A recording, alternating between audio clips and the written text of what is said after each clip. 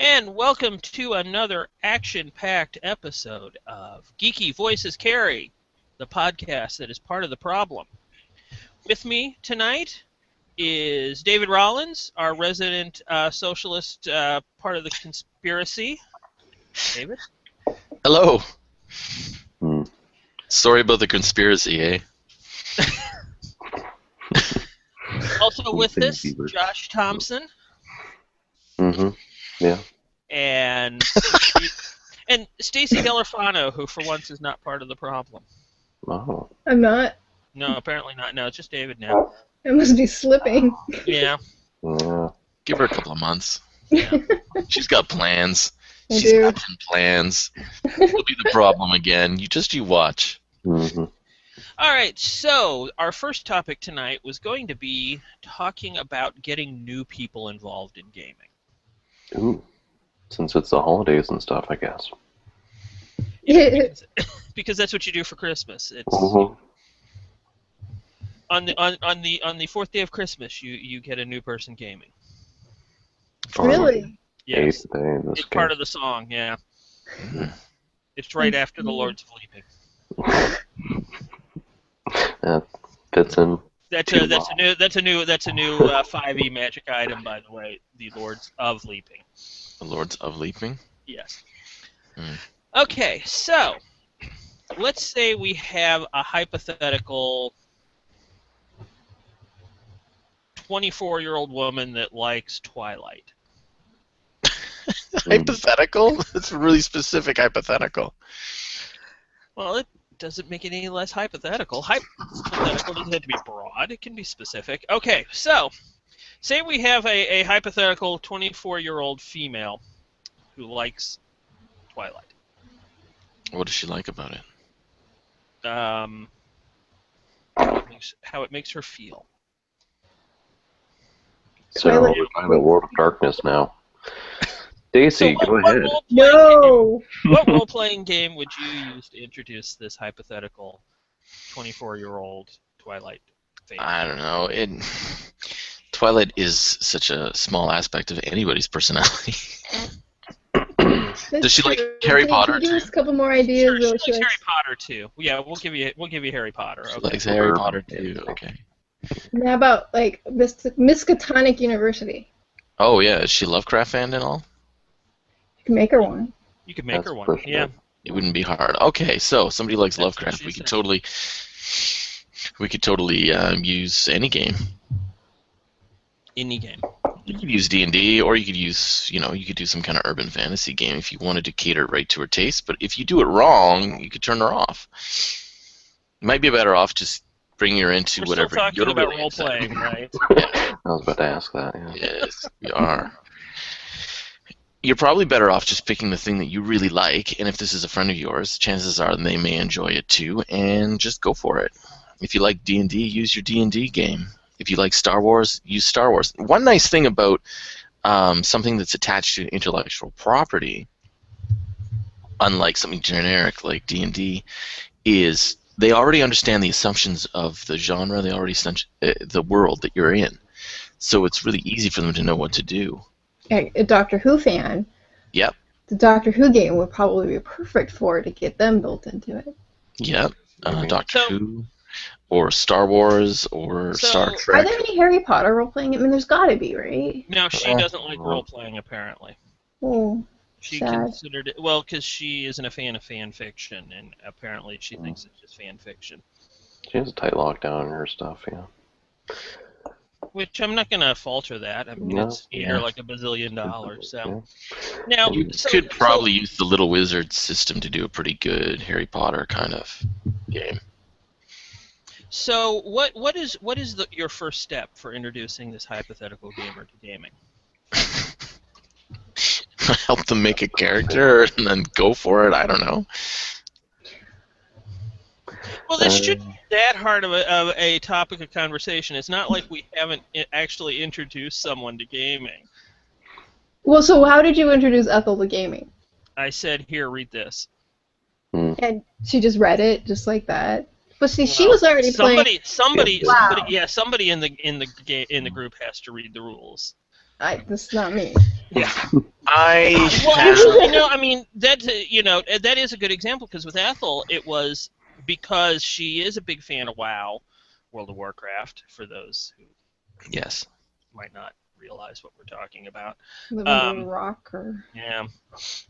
cave. But the reason why I picked a fantasy role-playing game was because of the fact that she was, a WoW fan, so she at least already knew some of the basic tropes.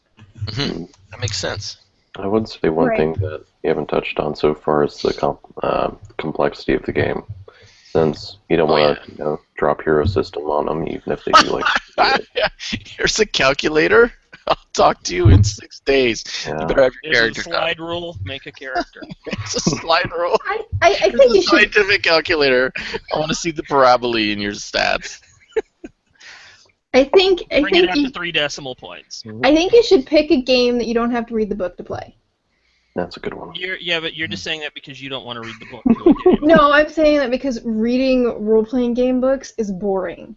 Well, Playing the reading- games is fun. Reading the books, not so fun. Yeah, I have to agree with Stacy. And if you just I have a couple of friends who want to learn over the Sorry? go ahead. Okay. I have a couple of friends who want to learn to play over the holidays. They're really interested in playing something. Maybe then you use D&D. Lamentations, aren't you? I might use 5e D&D. I'm not sure. Either that or Lamentations. I haven't decided yet. Make sure you show them the illustrations first. Yeah. Well, actually, that would probably excite my friend Jen quite a bit, since she only wants to play with it. Anyway, Enough of your poly lifestyle, David. Let's talk about. Anyways, yeah, I think that just having something that I can help somebody make a character just by asking questions. Hey, what do you want to do? What do you want to do? Do you want something like this? Do you want something like that? So we can flesh out nice and quickly. So you're saying Fate? No, you can do that with 5e.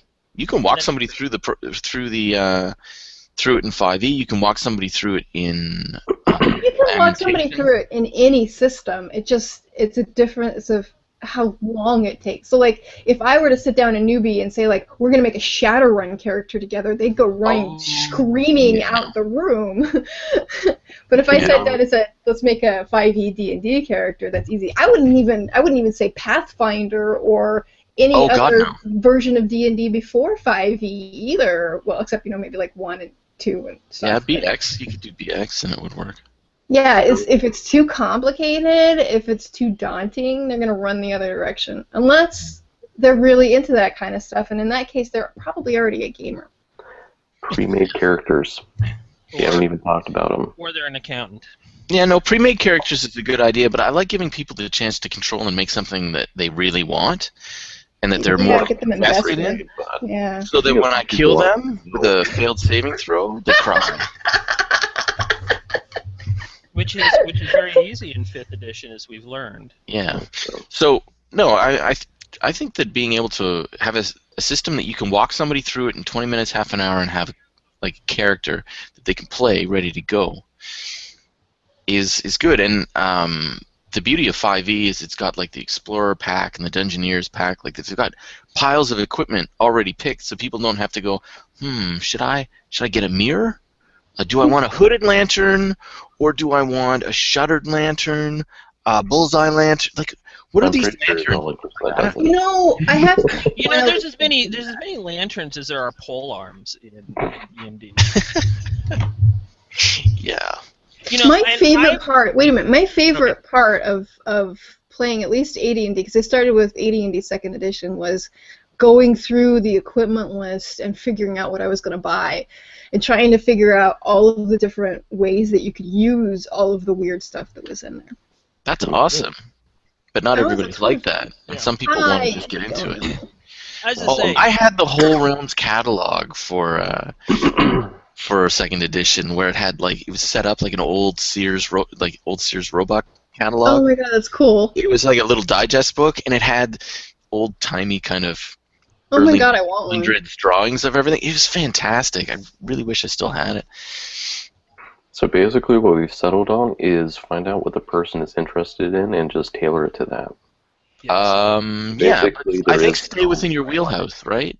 Yeah, definitely. What you love, because you're sharing what you love. You might as well because I bring the enthusiasm. Honestly, I think one of the biggest mistakes that is made when trying to introduce somebody new is to just go, well, you know what? I learned on D&D, so that's going to be the perfect. I mean, just to use D&D as a generic in this case. You know, I learned on D&D, so that's the perfect game to introduce this new person on, even though their interests may not sync up to that. Yeah. So, I mean, and that I think if you can get over that the thinking of, you know, we have to indoctrinate these people in exactly the same manner that we ourselves were indoctrinated, like the gaming Borg. Oh God, I'd never put somebody through that. You know, but I mean, for a lot of people, that is the way it is. I mean, if you look, because when back, you know, years ago when I was more active in forums and things, you would see a lot of that.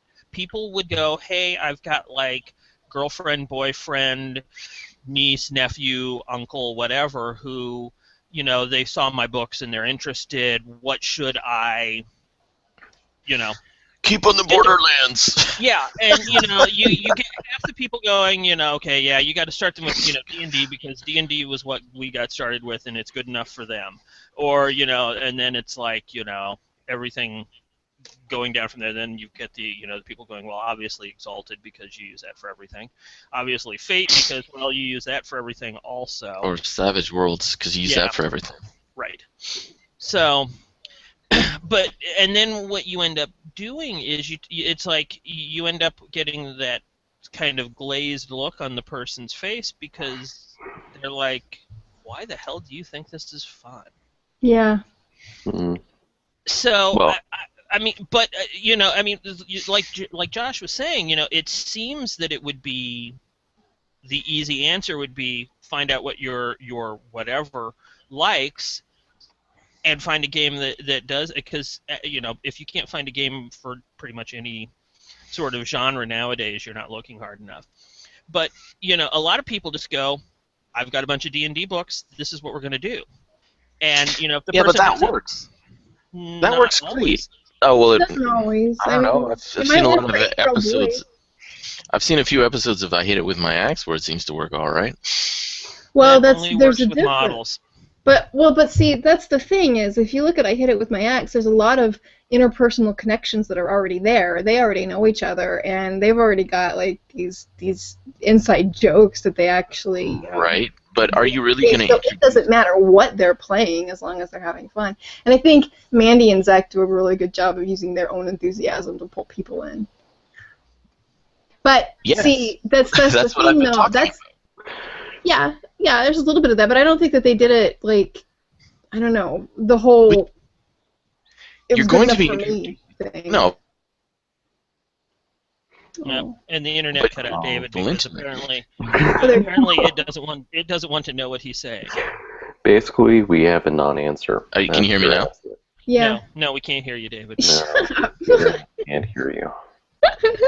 They used the game that they were really excited about.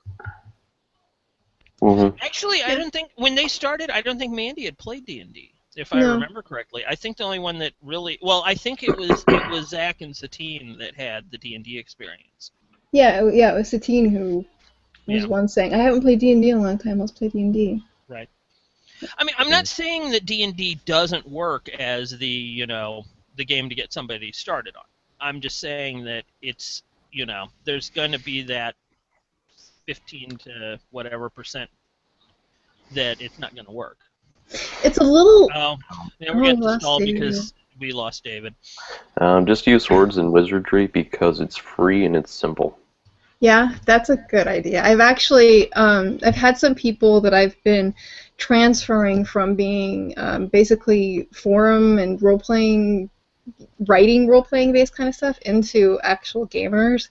And I think the things that I suggested the most were 5e D&D, Lamentations, and Swords and Wizardry. With Swords and Wizardry really on top because you've got that free PDF there, and you don't actually there's no barrier to entry there. You just throw them. You know, that's one thing that's pretty good about some of the OSR stuff that, you know, even with Lamentations or Labyrinth Lord, they all have a free version of some sort, even if it's like an artless version. Mm-hmm. The other thing that I've actually suggested a lot is Fate Accelerated. Yeah. That's a good one because it's easy. I'm back now, if, you know, anybody cared. You can't tell. One thing that I was saying before I disappeared is you're not going to be introducing people that aren't your friends. Like, you're not going to be hauling people in off the street going, well, no, but play there's role-playing games, join my cult. But there's different levels of friends. Is it a friend that you hang out with all the time and is like your best friend and you know everything about them? Or is it a friend that, you know, you've known each other for a little while and they're kind of interested and you don't know them nearly as well as you know all of your other friends? There's a difference. I mean, and there's some people online that I'm actually pulling into gaming that I've never met or even talked to voice before. So that happens too. I think in cases like that, you're better off just using something you're really excited about, and then your enthusiasm is going to bring them in. Or I not. like the idea of using something like Fate Accelerated or something that's like... Well, super basic? Yeah, so that you can build the world on top of that. So you could say, well, what do you want to play? What are you interested in? And if you have, I mean, depending on what kind of experience the people have, if they happen to really love Harry Potter and they want to play in the world of Harry Potter, you can do that. Or, you know, if there's something that they really, really love, you can pull that in there super easy, super quick, and just get a game running almost. Only problem with that is you need to establish that it's not really the world of Harry Potter, that they might know more about than you, right? It's a Harry Potter-like. That's why I never play a Star Wars game. Yeah, that's true. No, that would be scary. I never thought about that. Right? Because if you're doing something that they like, that maybe you aren't 100% on, then you get the danger of it not being right. And then the whole problem of role-playing is, oh yeah, I tried that, but it wasn't like the thing that I love. So I'm assuming that the GM knows whatever it is, and that wouldn't try to run something that he didn't know. Well, the thing is, I know stuff about Harry Potter, but I don't know as much as my friend Patty, who's like a Harry Potter freak. Well, then, so that wouldn't be a game that you would pick for... No! But that might be what she'd want to play with Fate Accelerated. So then you'd say, okay, well, let's try something else because I don't want to screw up your idea of Harry Potter.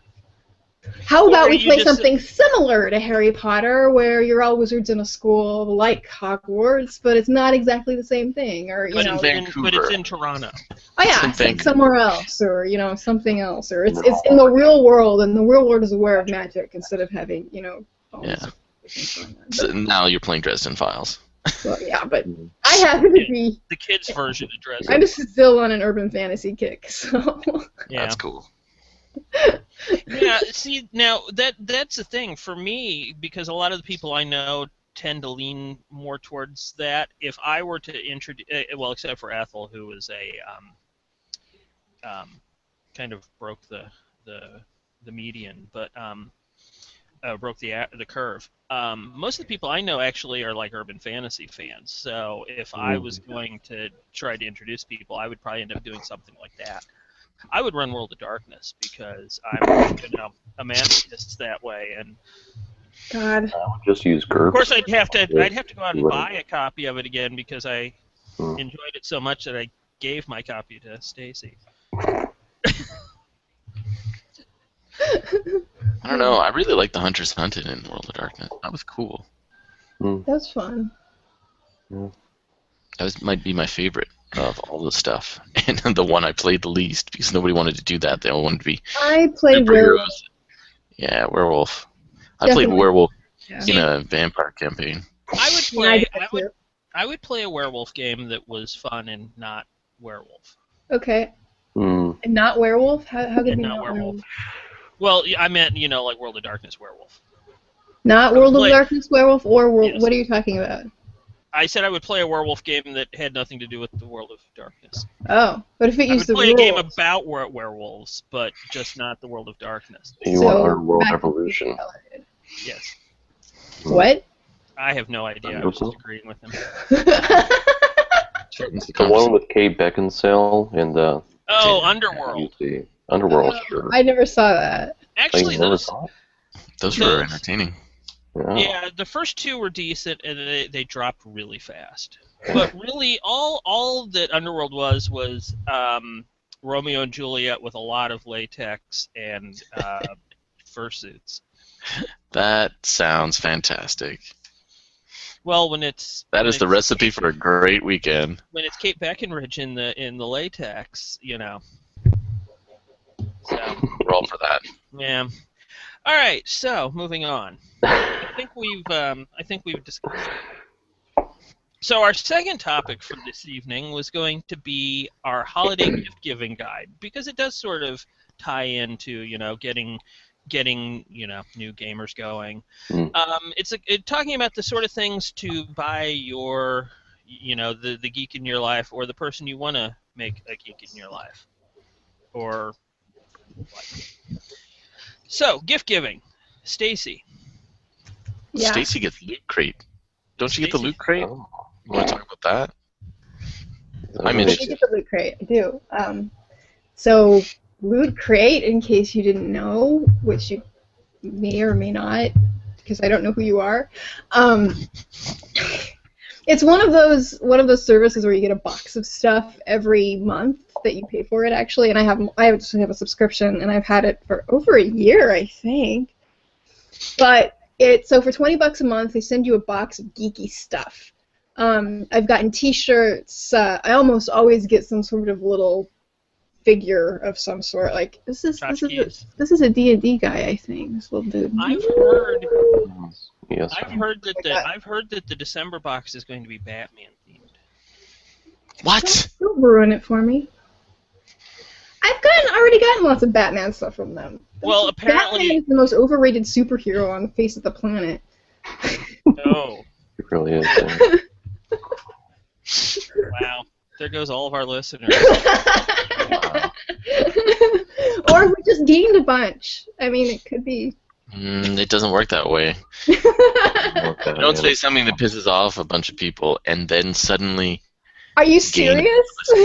Have you been paying attention lately? I have. Are you once again trying to block Stacy's free speech, David? Oh my! Is that what you're doing? Me? Why are you censoring me? Why would you do that? It doesn't work like that. Anyways, Americans should understand free speech better. I really like Loot Crate. Well, yeah, really. I really like Loot Crate because it's nice to have that like once a month to get that kind of. I get really excited when I get home and I see the box on my doorstep. And I don't know if I said this, but you don't know what's actually going to be in the box until you get it. It's random. Except for the fact that this month is going to be Batman. Well, they theme each one of them, right, and they tell you what the theme is ahead of time. Do they? But, yeah. But they're usually not that specific. It's something like, I forget what the last one, like Galaxy, or, two times ago I think was Galaxy. But there's stuff like that. No, and it wasn't, I didn't actually have any Guardians of the Galaxy stuff. I got a Groot, but that was in the Halloween one, which I forget what that one was, but it was all glow-in-the-dark themed. But the other thing is about Loot Crate is, like, this Groot that I have is special edition. Only Loot Crate people got it. He's got, like, a clear hand that the other Groot bobbleheads that Pop made don't actually have. And I've got several of the things that I got are Loot Crate exclusive, so that's, like, kind of cool for nerds who like to collect things. You guys get the broken stuff. Yeah, that's it. I also have and the same one I got on Michelangelo, and he's got his little nunchucks, and they glow in the dark too. Oh, that is kind of cool. Yeah. So you can have Michelangelo fight Groot. Yep, totally. And this D&D guy with the Viking helmet thing. I don't know who he is.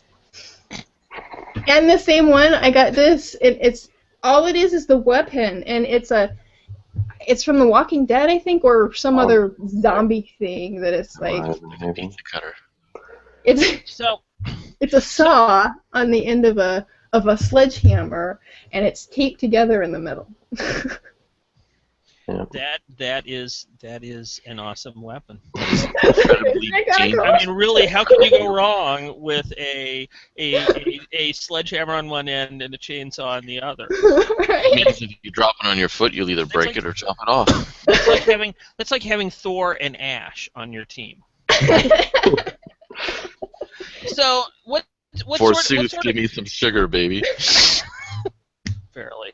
So Stacy, what sort of geeks would you think that a loot crate would make a good gift suggestion for?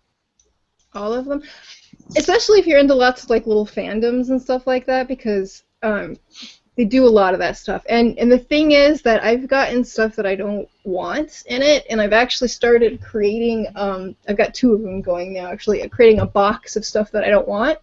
And I take it out to like my nephew or to other people that I know actually like these kind of things that I might not like. 'Cause I got a bunch of Minecraft stuff, and I never play Minecraft. You know, and I just kind of disseminate them amongst my people, and it gives me back karma. Oh, is that how that You're works? like a geeky Connie Apple. I get faction with them, is what it is. Yeah, see. Gaining rep. Right. Oh, clout. Clout. But it's kind of cool. And I've never, I mean, it's $20 a box, and I've never felt like I've been disappointed in what's actually been in there. I get T-shirts fairly frequently, which by themselves are basically $20. So that's now, cool. Do they ask you like your size when you buy it, or? Yeah. Okay. Yeah, they actually, so if you have a recurring subscription, which is what I would suggest that you get somebody if you're getting it as a gift, because one loot crate is kind of dumb. But if you get a recurring subscription, then every time that they're going to put a T-shirt in it, they send you an email ahead of time so that if you need to change your size, you can change your size before they send it. Are you bigger yet? Have you shrunk? Are you got bigger yet? So, We sent you David, Cheetos last time. so as a Canadian, Yes. what sort of gifts would you buy a Canadian? Maple syrup. Maple syrup and flavored fruit on it. Flannel. Beer. flannel. Bad beer. I get those awesome toques with the dwarf beard. Oh, yeah. Yeah, that's a You're good. going to have to explain to people what a toque is, because I don't. A toque is a wool cap you wear on the top of your head to keep it warm, and the dwarf beard is made of big strands of wool, so it keeps your face warm. Does it play Immigrant Song when you put it on? I'm not certain. That would actually be pretty awesome. I'm not certain, but you can find such things all over the place. The dwarf beard toques. That would be a great thing to give a Canadian. Actually, as the token parent of this podcast, what sort of things do you think would make good geeky gifts for younger geeks in training? I happen to know of a whole bunch of My Little Pony comics. There's a bundle of holding them. No, that's for 35-year-old men. Yeah, it really is. It really is. No, I'd probably start with something like Rory's Story Cubes.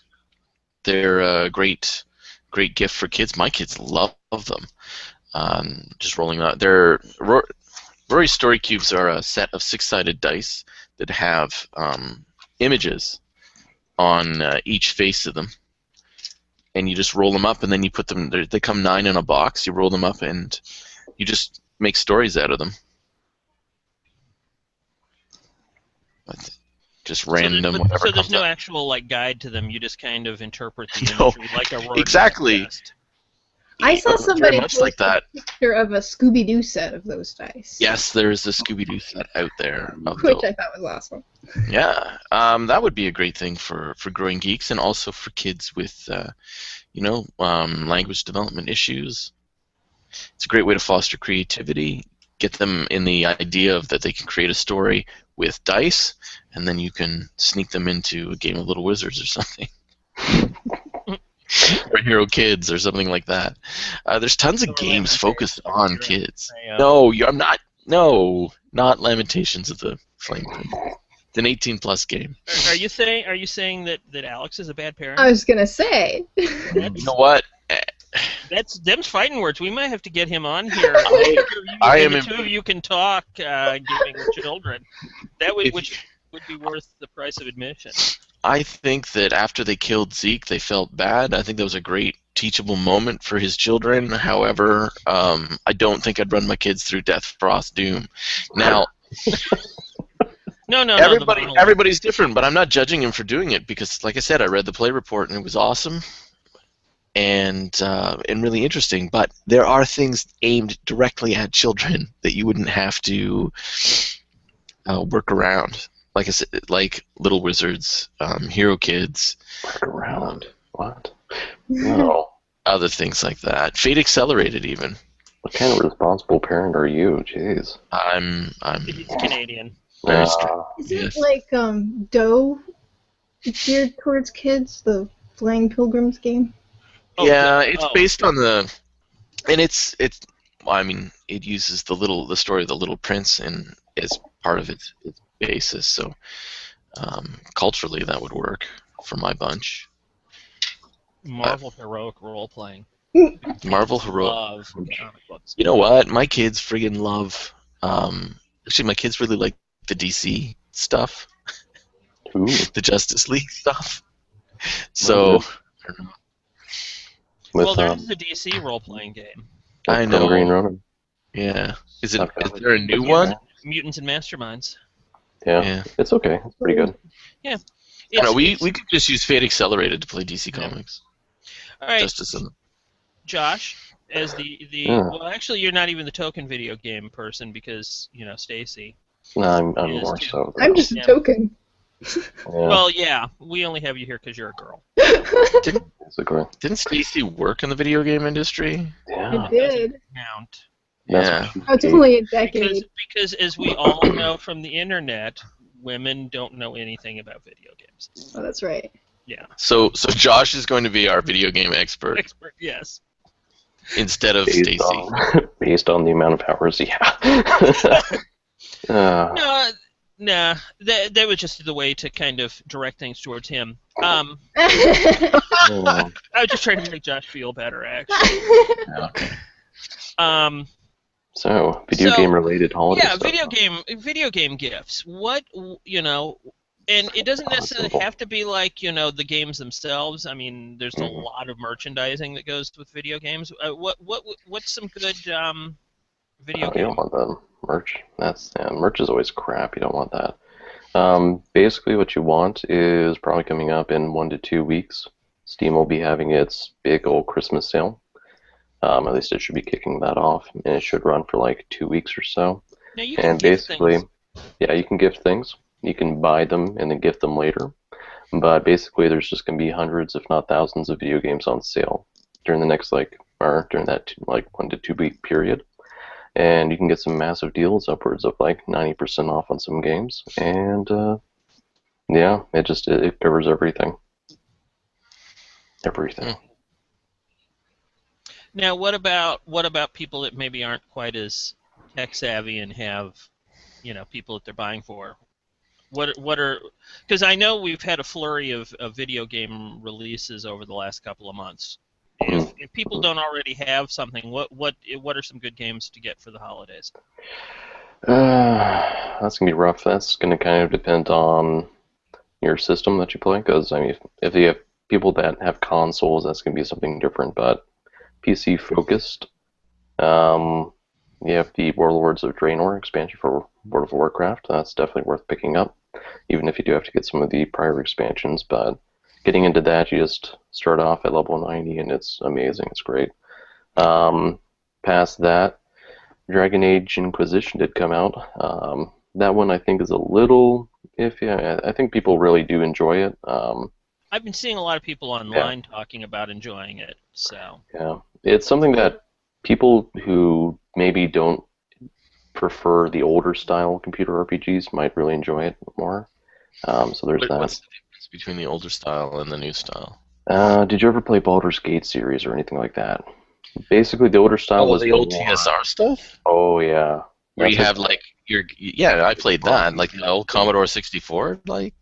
Well, yes, there's some of that, but also into the PC version. Okay. It's sort of similar, but it's slower paced, it's turn-based, it's more like traditional D&D type thing. Yeah.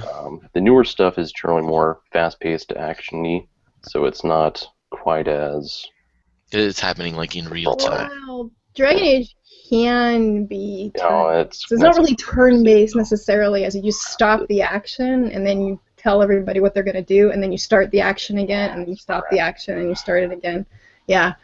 I've actually found it easier to play in not doing that than actually to do that, because it's a little bit fiddly. Yeah, it is. But it still has good stories and good characters and everything like that, so that's always It's a little more of a sandbox than the previous Dragon Age game. Well, that's cool. And apart from that... there's the PlayStation price drop. Oh, yeah, that too. For PlayStation, I would go with the...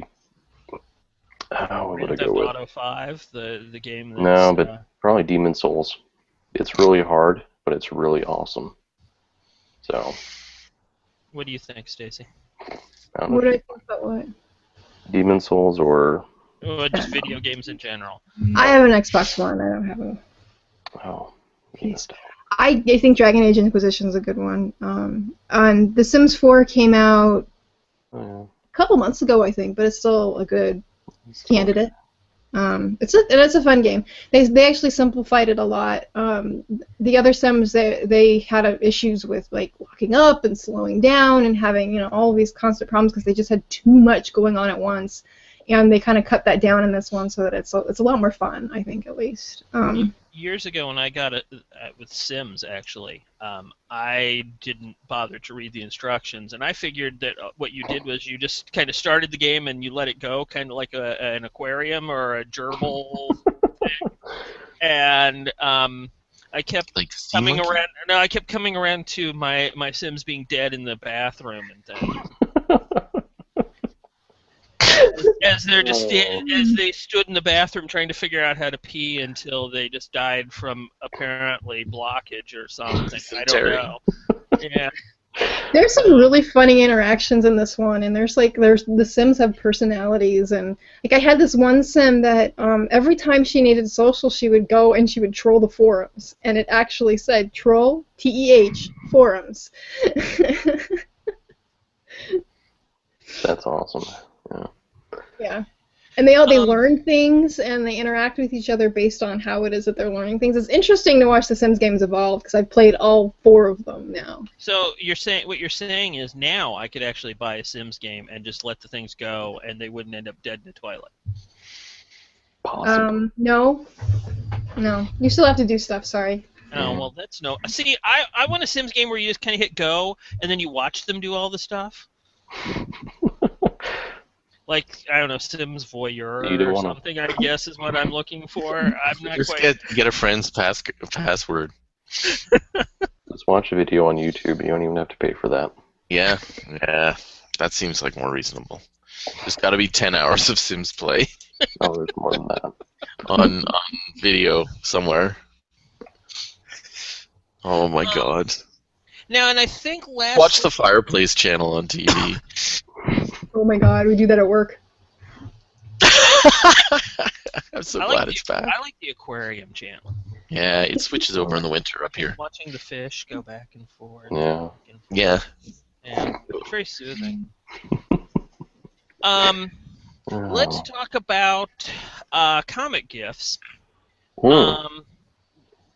Honestly, I think that probably one of the best things is to go with like trade collections, because pretty much everything is available in a collected edition nowadays. What's a trade collection? I'm sorry? What's a trade collection for the people who don't know? Do you not know, Josh? I'm just saying that but we're safe. being helpful. It is a collection, well, it depends on... Usually it's about like 6 to 8 issues of a series, and it's in a trade paperback format. That's why it's called a trade. Dark Knight Returns was like that, wasn't it? Yes. That's the kind of thing? Yeah. Okay. But that's, well, not necessarily something for children. But We're not talking about children. We're talking about the geeky people in our lives. Yeah. Well, we talked about children at one point. You can buy Yeah. gift Okay. All right. There's a lot of The Dark Knight Returns, not for your kids, Yes, but yeah. unless you want to explain what a prostitute is. Well, that's pretty much anything by Frank Miller. So you're going to have that talk about what the hell's a prostitute. No, I mean the nice thing, the major publishers, DC, Marvel, Image, Dark Horse, they're really good about. They basically they start volume 1 of a collection with the first issue, and then they just keep going until they run out of comics. So it makes it really easy. And I would imagine, for example, if you've got a Star Wars fan in your life, now would probably be a good time to invest in Star Wars comics because Dark Horse's license is ending. And the beginning, and I think January or February, Marvel is going to start doing Star Wars comics again, which means that there's going to be a lot of Star Wars collections that are going to be dumped on comic stores at ridiculously cheap prices. Is it though? Cool. So, but and it's nice. I mean, if it's somebody that's a fan of superheroes, it's really easy to pick up any of the, like with Marvel, you can get comics that represent pretty much any of like the movie franchises. Mm-hmm. You can get Avengers collections that go back to the 60s. You can get Iron Man stuff. You can get Captain America books. Mm-hmm. Or you can just get the Marvel Online little service and just gift them that. I don't think you can. I don't think you can gift the Marvel Unlimited though. I don't believe you can. I mean, I may be wrong, but I don't know. Thought There's ways around that. If not, they should do that. Yeah, they should. Everything should be available in a gift option. Ever.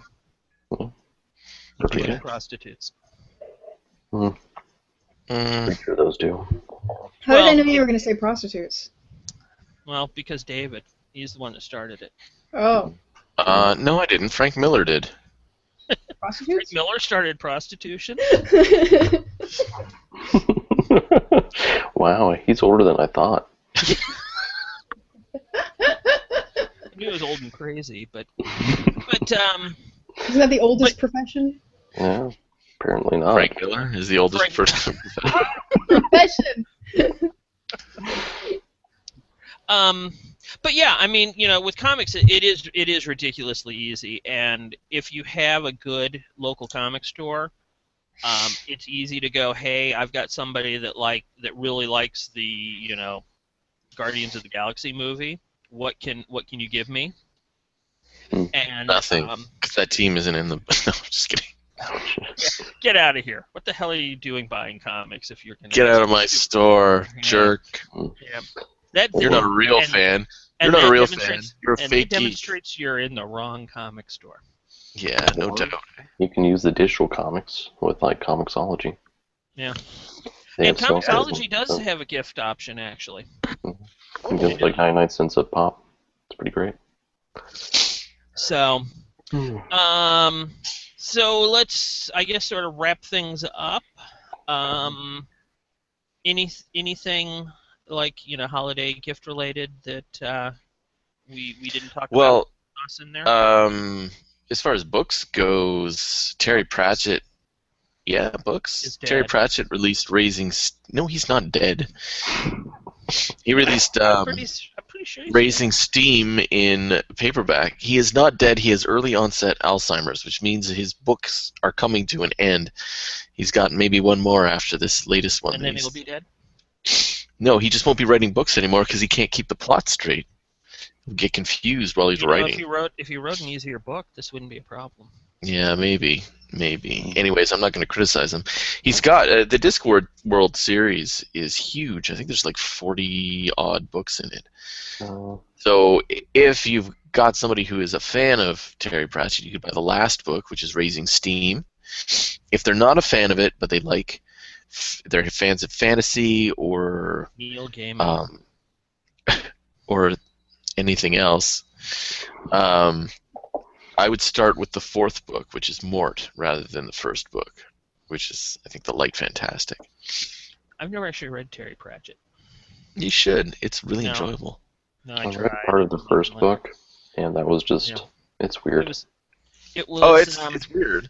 I mean, it wasn't as bad for me as, say, Wheel of Time. That was just terrible. And I got tired of people telling me that I really needed to read the 12 billion page first book. That book just got longer the more you read it. Mm. Yeah. The Mists of Babylon did too. Yeah. Yes, it did.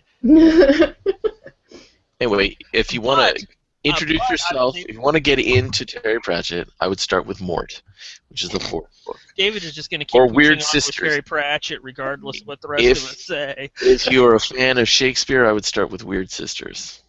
Well, if you're a fan of Shakespeare, I'd suggest Neil Gaiman because he's a good writer.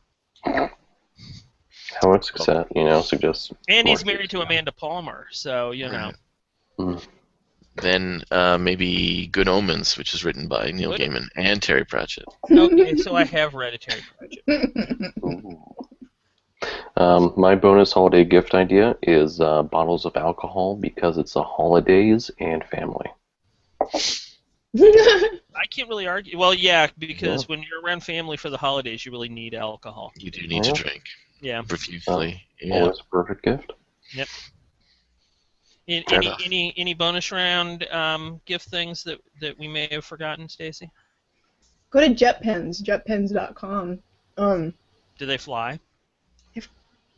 The pens? No. Well, then, what good are they? Yeah, that's a big letdown. They have a huge array of like really nice notebooks and pens and pencils and things to draw with and pencil bags and I just got a Clairefontaine, which is a French paper company that makes a super smooth, beautiful paper. I got a really nice thick 8.5 by 11-inch spiral notebook that's all graph paper that I've been kind of making maps in and stuff like that. Not during our game, though. They sell Rhodia stuff. They sell cool office supplies from Japan. It's kind of like a little gamer's paradise there. Yeah. I would highly recommend JetPens. That's what I just got, Stacy. Ooh, you got a Micron.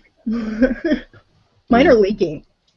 Yeah, I just bought a couple. I got a black and a sepia. Sepia. I have a sepia. Yeah. That's a fancy way to say brown. That's what sepia is a specific color.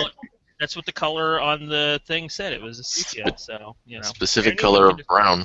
Anyone, well, sort of a reddish brown. Really? You say sepia, I picture a yellowish brown. Well, that's because your sepia isn't even sepia. That's because you're Canadian. This is a Japanese sepia, which means it's more rusty. I think it would be more shiny. It's made out of Mecca? Think Great Depression. And then you have sepia. No. Because the that world sounds like color Rust Bowl instead of Dust Bowl. Yes, that too. Think of the rusted remains of Mecca after a massive battle. That's pretty much what it is. All All right. So, to wrap up, we're going to move on to our something cool, and we're going to start with Josh. Wasn't it Stacy first? Oh, that's right. You're right. I'm sorry. That's right. I'm sorry. I screwed it up. I worked out a schedule and I screwed it up. You are the problem. That's what happens when we plan. Yeah, I know. We should stop doing that. Damn planning. All right. Go back to our normal formula of just random insanity. All right, Stacy. What's your something cool? I have two something cools, actually, now that I've got one of mine back from Josh. I've been playing the World of Warcraft expansion, Warlords of however you're supposed to say that word. Draenor. That's why I say it, but when I hear NPC say it in the game, they say it slightly differently. Isn't that those blue people with the veils? Yes, it is. Oh, those people. Yes, I know. I only know that from internet porn. The blue goat people. Anyway. That would be awesome. It's a terribly fun game. You think I'm joking, don't you, Dave? I don't. You can send me some links later. No, because I'll just send you pony stuff. Oh, God. Oh. Hey, it's my turn to talk. Sorry, we're silencing you, Stacy. Yes, you are. Anyways, it's a fun game. You get to build your own garrison. You get to build a bunch of them, actually. And you actually get to kind of choose how your quest hubs are going to be built and choose kind of the things that you want to do in the world and where you want the story to actually go. It's a lot more interactive, and if anybody's listening has actually played WoW before, it's a lot like the Timeless Isle stuff, only around the rest of the world, which is really cool. And it's a ton of fun. And they even shut it down so you can't fly until the next patch. Until actually the 6.1 patch, which might not be actually the next patch. So yeah, fun game, and highly recommend it. I love how Blizzard actually, every expansion, and see, I worked in the video game industry for a decade at EverQuest, at SOE, we did EverQuest and a whole bunch of other games, and every expansion there was a little bit of innovation, there was a little bit of new, but it was just basically piling on top. Piling more and more on top. What I love about Blizzard and World of Warcraft in particular is that they almost remake the entire game every time an expansion comes out.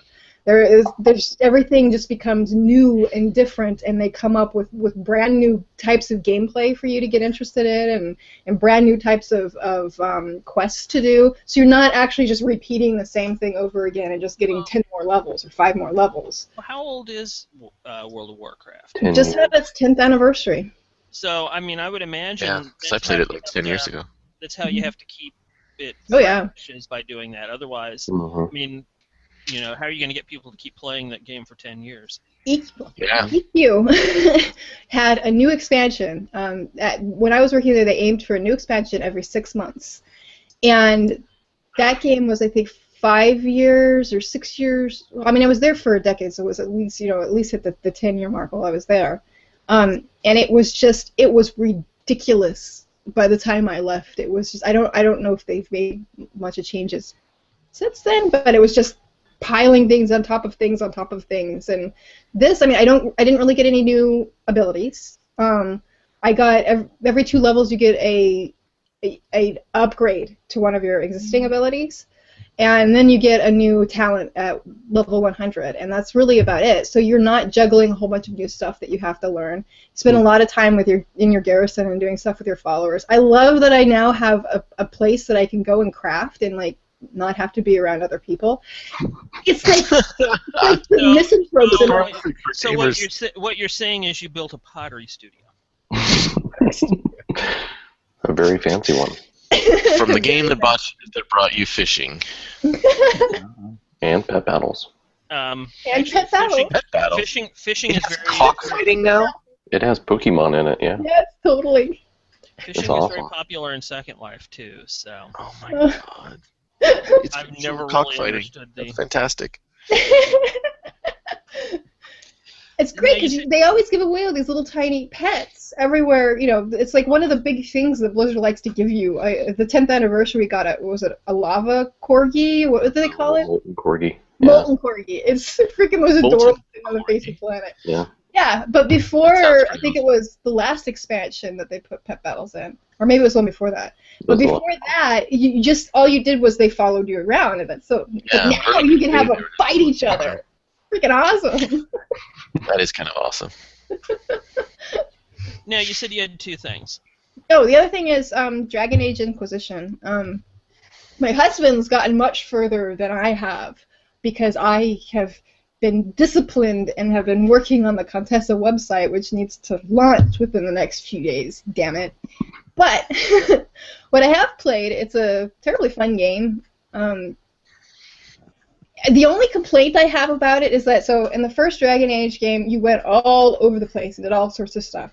In the second Dragon Age game, they locked you down to a city and a couple of outside places that you could go to, but it was basically just a city adventure, the entire thing.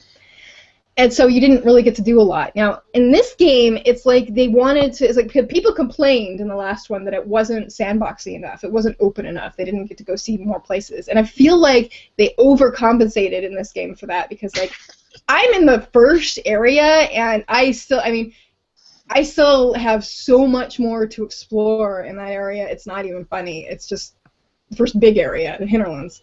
And it's just absolutely ridiculous how much you can do.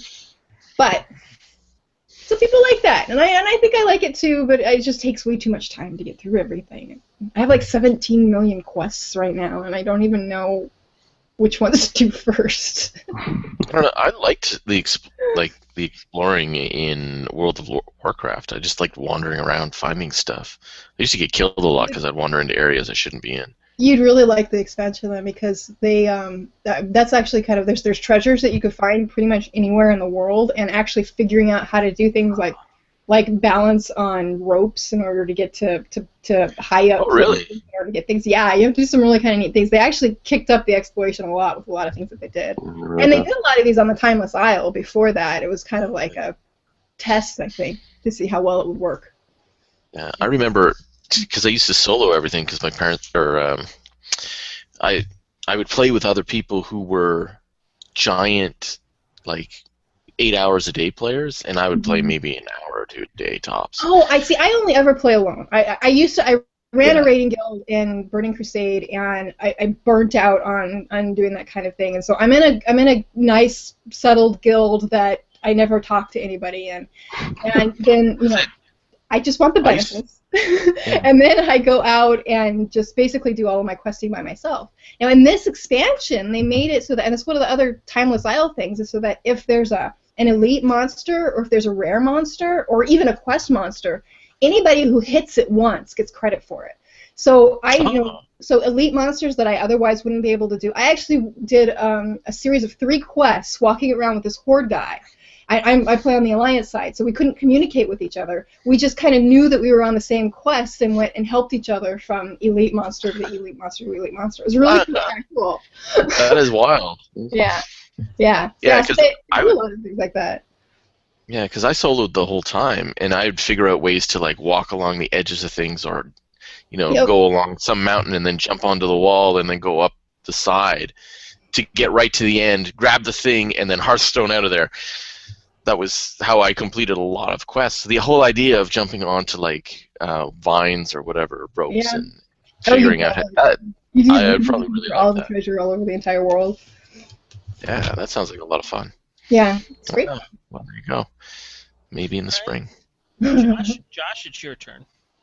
Okay, well, on the topic of Blizzard, Hearthstone came out with its new expansion. It's the Goblins vs. Gnomes expansion, just released, like, I don't know, about 5 or 6 hours ago.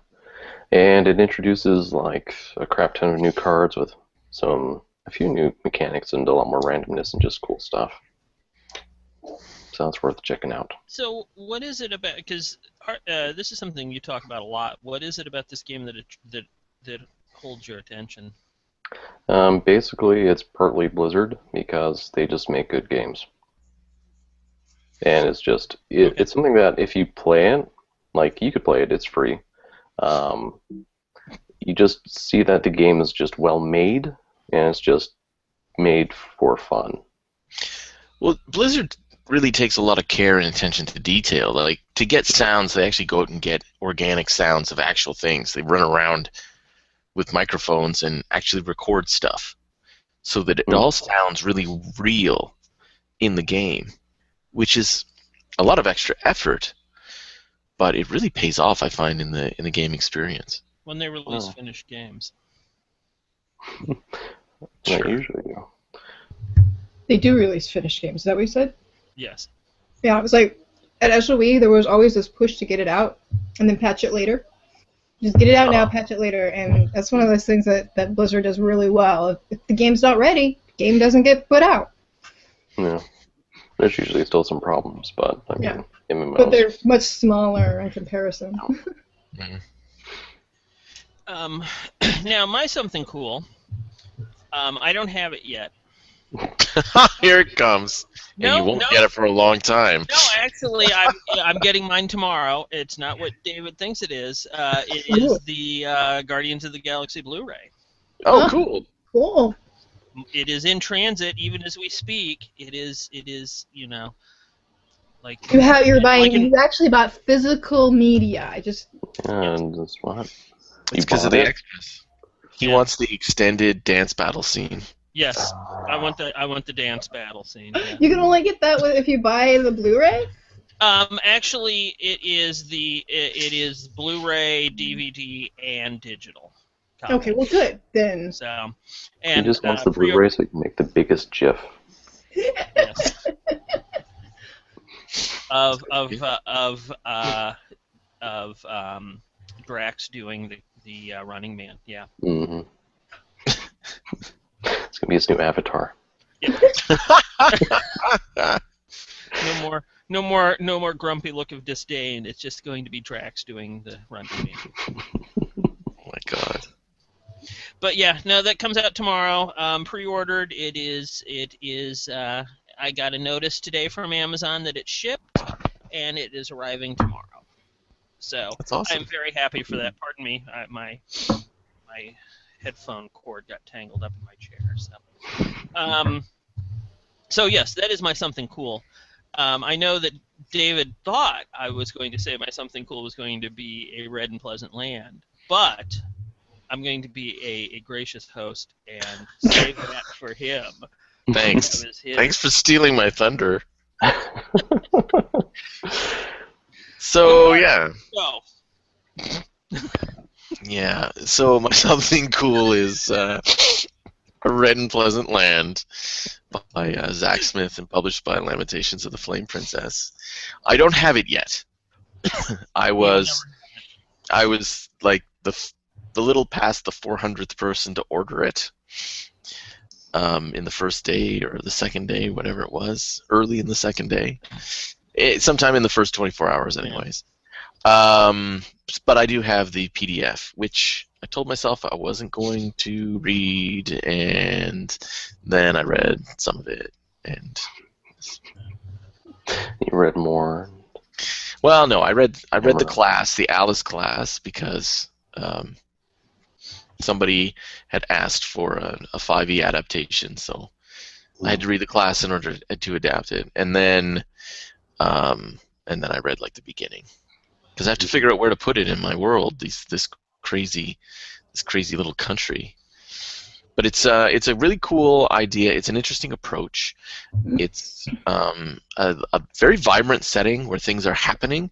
It's basically a vampire war set in Wonderland, and like Lewis Carroll's Wonderland.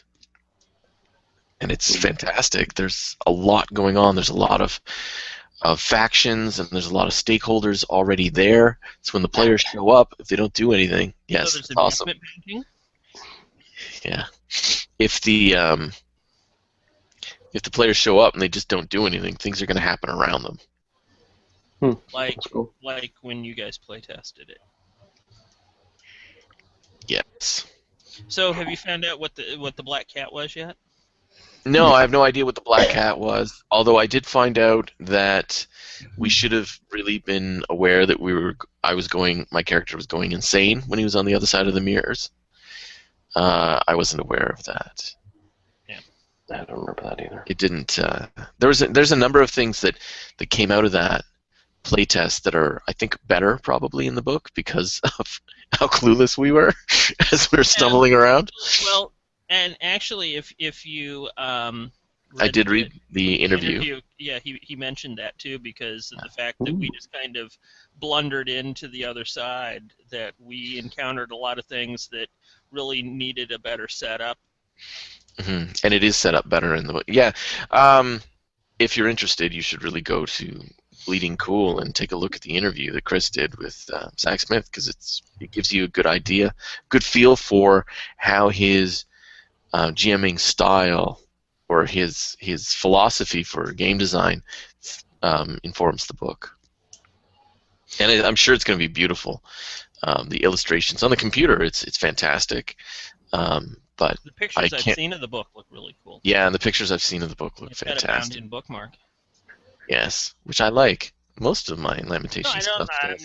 I'm not dissing the bound-in bookmark. I think it's it's a nice touch. It's a luxury piece. It's luxurious. Yeah. And I'm really looking forward to having it in my hands, so I can run it. Mm-hmm. The built-in bookmark is the favorite thing about my Werewolf 20th Adventure book that I haven't opened otherwise. So I've got two. So I just got one. I've got two. With the bound-in bookmark. Yeah. She opened it here, and then she put it, and then she opened it, and then move around just to test it. So yeah, it looks good in the front. It looks good in the back. Right in the middle. Yeah. Works. Keeps the place. Yeah, actually, our next campaign is going to end up in Red and Pleasant Land.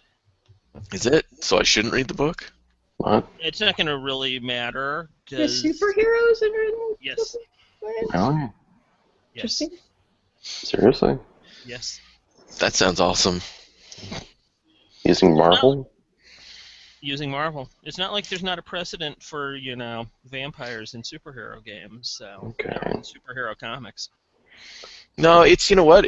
I could see it translating pretty easily, especially since the way he frames it. I think it can work. It's just that. It's something. I mean, I'm not going to just dump you guys into. Holy water for blood.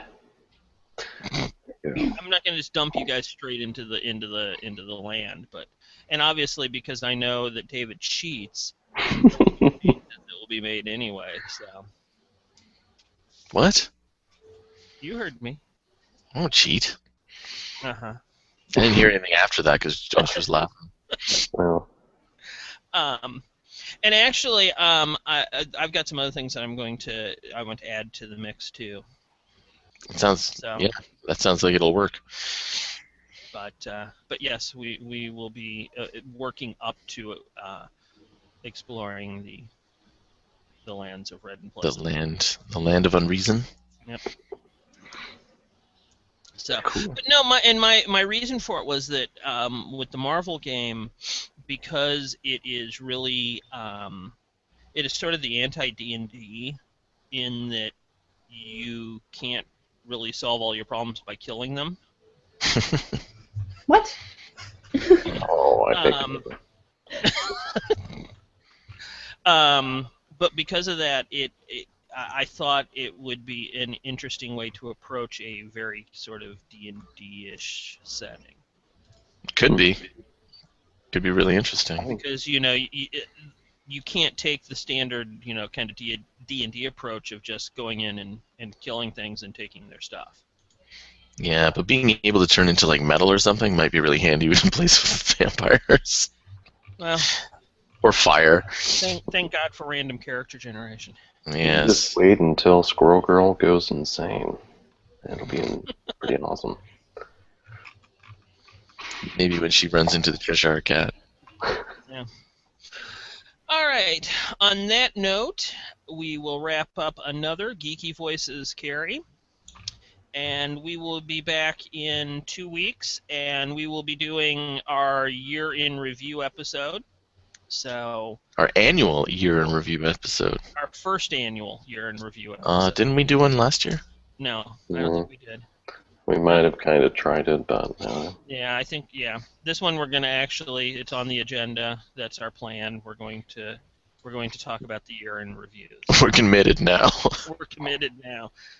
So if we come in next, in 2 weeks and we start talking about action figures, I'll replay the tapes and Right, the tape.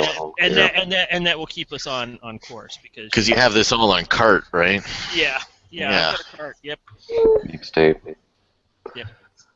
God. All right. So as we leave everyone dumbfounded at what the hell a cart is, we say good night to another episode of Geeky Voices Carry. And say good night, everyone. Good night, everyone. Good night, everyone.